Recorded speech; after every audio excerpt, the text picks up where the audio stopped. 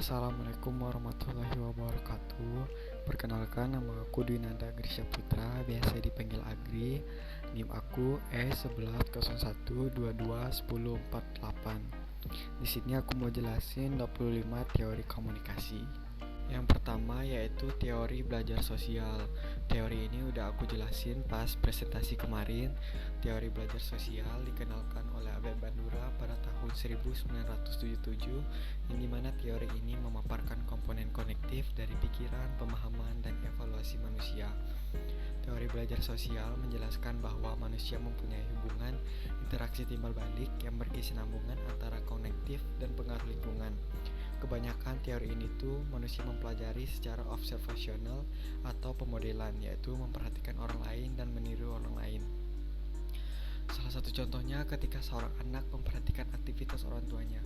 Ketika orang tuanya melakukan aktivitas berangkat kerja, ketika orang tuanya menolong orang yang membutuhkan, otomatis anak tersebut akan meniru perilaku-perilaku positif tersebut.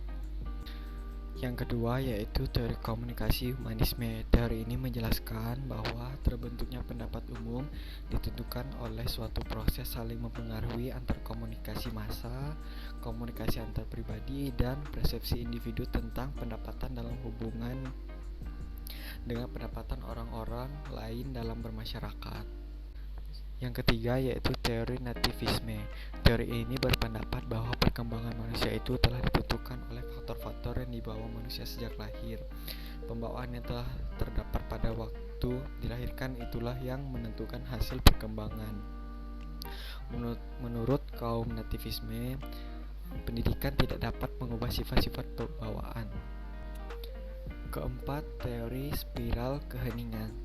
Spiral keheningan adalah sebuah teori media yang lebih memberi perhatian pada pandangan mayoritas dan menekan pandangan minoritas. Yang kelima adalah teori biokras. Teori biokras adalah tipe organisasi yang dipergunakan pemerintah modern untuk melaksanakan berbagai tugas yang bersifat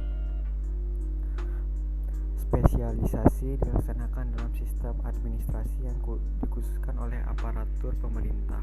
Yang keenam yaitu teori komunikasi analisis traksional. Analisis traksional atau AT adalah salah satu pendekatan psikoterapi yang menekankan pada hubungan traksional. Yang ketujuh yaitu teori komunikasi informatif.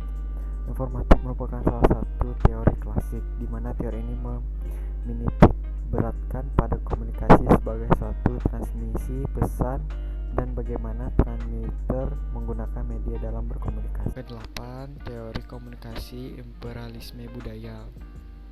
Imperialisme budaya merupakan hegemoni ekonomi, teknologi, dan budaya dari negara industri yang akhirnya menentukan arah kemajuan ekonomi dan sosial serta mendefinisikan nilai-nilai budaya di dunia. Yang kesembilan, teori agenda setting. Teori agenda setting adalah teori bahwa media adalah pusat penegakan kebenaran yang mampu mengangkat dua elemen yaitu kesadaran dan pengetahuan ke dalam agenda publik. Yang ke-10, teori komunikasi dua tahap. Aliran dua tahap atau two-step flow yang menyatakan bahwa pesan dari media massa sampai kepada khalayak melalui pemuka berpendapat atau opinion leader. Yang ke-11 yaitu teori persamaan media. Teori persamaan media adalah teori yang menyatakan bahwa manusia cenderung memperlakukan alat komunikasi seperti manusia. Seluruh perilaku dan respons yang diberikan manusia kepada media komunikasi tidak disadari sama sekali oleh diri mereka. 12. Teori komunikasi antar budaya. Jadi komunikasi antar budaya adalah pertukaran makna yang berbentuk simbol yang dilakukan dua orang yang berbeda latar belakang budayanya. Yang ke-13, teori penilaian sosial. Teori penilaian sosial ini digunakan untuk menganalisis proses-proses seseorang dalam menilai pesan-pesan komunikasi. Dalam pandangan sosial mengacu pada sifat internal dan berdasarkan pada pengalaman masa lalu. 14. Teori Normal dan budaya adalah media massa melalui penyajian yang selektif dan penekanan pada tema-tema tertentu menciptakan kesan-kesan pada khalayak di mana norma-norma budaya umum mengenai topik yang diberikan bobot itu dibentuk dengan cara tertentu. 15. Teori pertukaran. Teori pertukaran sosial merupakan teori komunikasi dalam ilmu sosial. Teori pertukaran sosial menyatakan bahwa dalam hubungan sosial terdapat 3 unsur, yakni unsur gajaran, pengorbanan, dan keuntungan yang saling mempengaruhi. 16. Teori simbolik. Teori yang memiliki asumsi bahwa manusia membentuk makna melalui proses komunikasi. Teori interaksi simbol berfokus pada pentingnya konsep diri dan persepsi yang dimiliki individu berdasarkan interaksi dengan individu lain. 17. Teori interpersonal.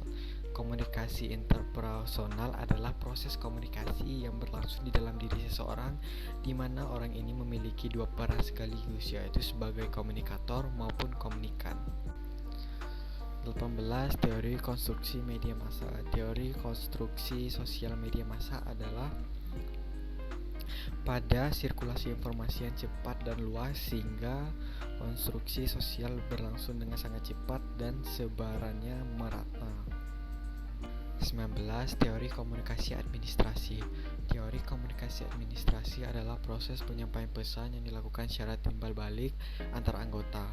Teori ini dimaksud dengan tujuan untuk menumbuhkan rasa saling pengertian dalam rangka mencapai tujuan organisasi dengan efektif dan efisien. 20. Teori depresensi efek komunikasi massa. Teori tentang komunikasi massa yang menyatakan bahwa semakin seseorang tergantung pada suatu media untuk memenuhi kebutuhannya, maka media tersebut menjadi semakin penting untuk orang itu.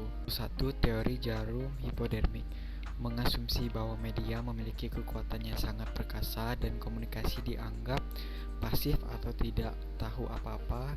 Teori ini mengasumsi bahwa seseorang komunikator dapat menembakkan peluru komunikasi yang begitu ajaib kepada khalayak yang tidak berdaya atau pasif. 22. Teori fusi. Menurut Beck, organisasi pada tahap tertentu akan memengaruhi seseorang individu, sementara itu individu juga dapat memberi pengaruh pada suatu organisasi yang kemudian menimbulkan fenomena ciri khas organisasi tersebut. 23. Teori pelanggaran harapan. Teori pelanggaran harapan merupakan salah satu teori komunikasi yang menggambarkan bahwa seseorang memiliki harapan terhadap jarak perilaku nonverbal orang lain yang dapat memberikan kenyamanan ke depannya. 24. Teori pengaruh sosial.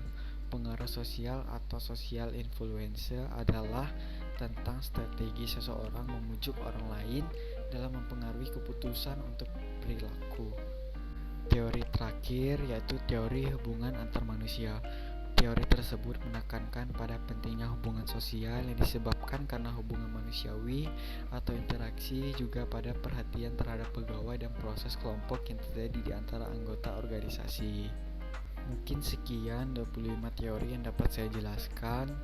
Mohon maaf jika ada salah kata. Sekian, terima kasih. Wassalamualaikum warahmatullahi wabarakatuh.